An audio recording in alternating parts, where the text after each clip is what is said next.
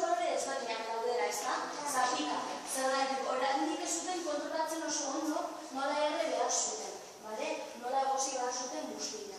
Beraz, askotan ikusten duzu, zeramika bera kolore ezberdinak dituela, bai? Eta, hau, maza egiteko.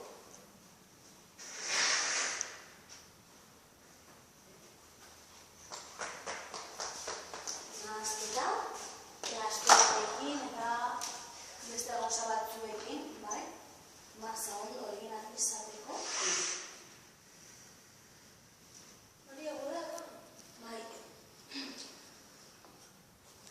Egurra, lastoa, zerri, izan denok bai, abiltzen zuten. Ura bota, pilota bat egin, eta momentu honetan, bai, atlokia ez egin dara gintzen dena. Eta kanpoan daude lurra, nondik hartzera frogak egiten, eta hori baita ere analizatzen dira, bai, laborategietan esaten dute.